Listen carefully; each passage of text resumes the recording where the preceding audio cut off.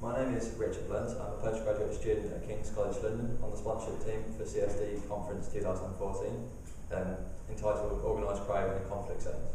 I'm here with Lieutenant General Jonathon Riley, who participated in our panel on the Conflict-Crime Nexus. General, thank you for being with us. A pleasure, Richard. From your speech, you looked at in detail one of the case studies of the Conflict-Crime Nexus in Afghanistan. You mentioned you had also seen this occur in both Northern Ireland and Sierra Leone with your experience in the military. Did you see any differences in how the Nexus works and how it operates? You see differences in the way that it migrates and where it goes, and you see cultural differences, of course, depending on where in the world you are, because it's culture that describes societies. And the real asymmetries of the world lie in culture as well.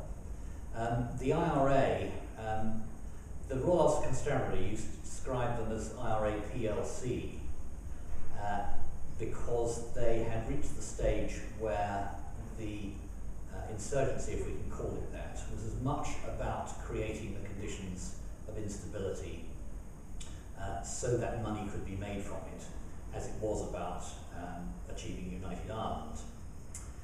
That is, I think, not yet where the Taliban is. It could be fairly soon after we're gone. But the activities of the IRA involved black taxis, tobacco smuggling, cattle smuggling, drugs, post office and bank raiding, good old-fashioned protection rackets, kidnapping, anything that they possibly could.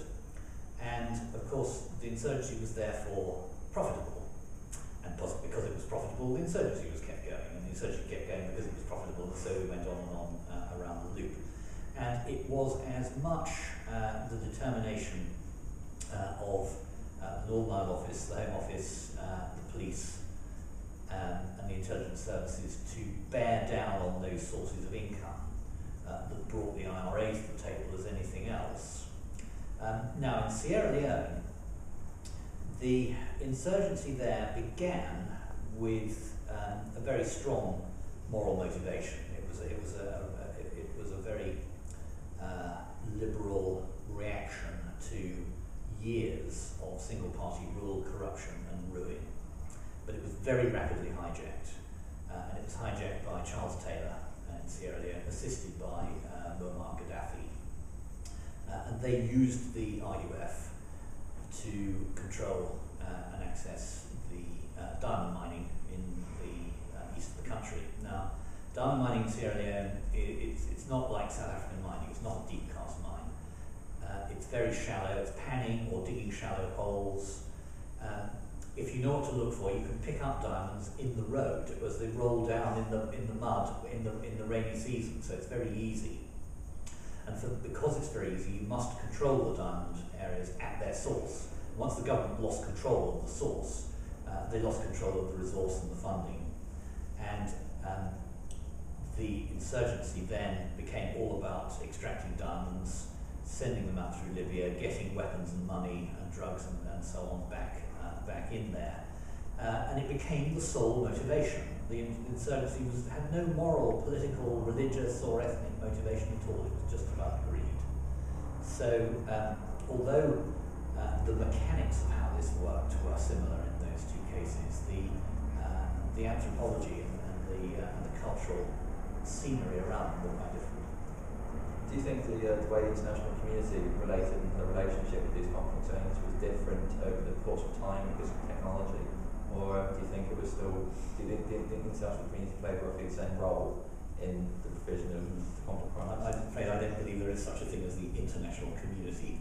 I think there are coalitions of interest at various times. Well, technology changes over time, and it works to the advantage of both insurgents and ourselves. Look at the way that it has enabled information exchange. Going back to Ireland in the 70s and 80s when I was a young soldier, there it would take 6 months for a technique that had been developed in the Palestinian territories to reach the IRA or vice versa. Today, it'll take just a few days because of the way that the virtual realm has developed. But of course, it's also benefited us through the ability to see the battle space in all sorts of ways. So that has changed, but what hasn't changed is the human condition.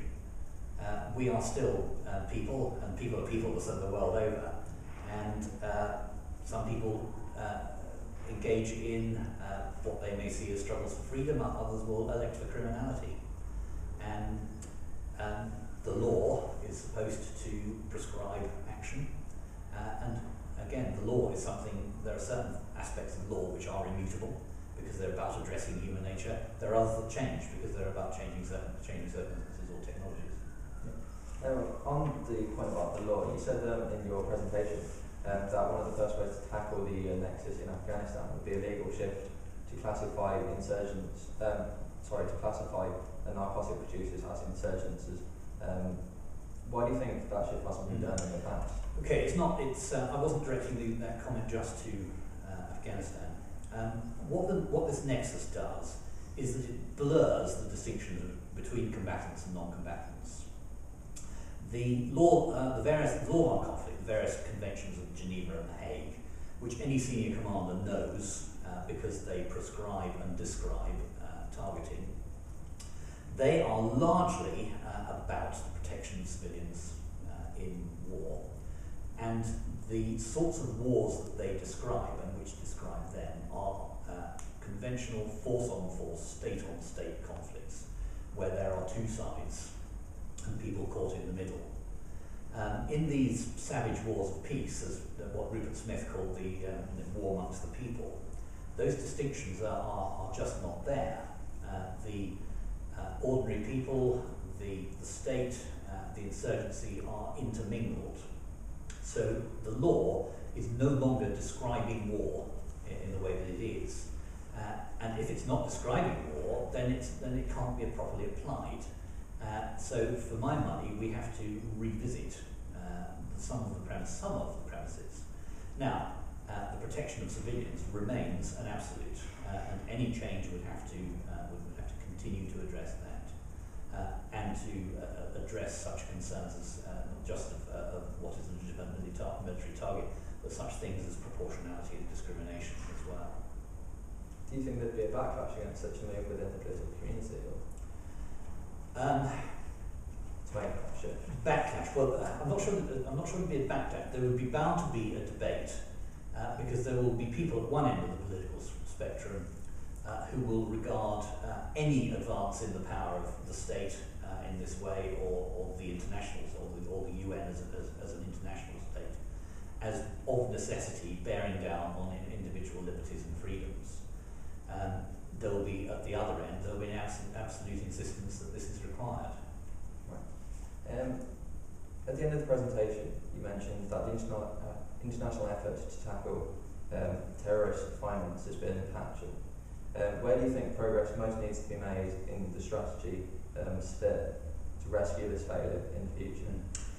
Well, I am not an expert in finance and financial intelligence, but I think we have to get better at finding where the money goes.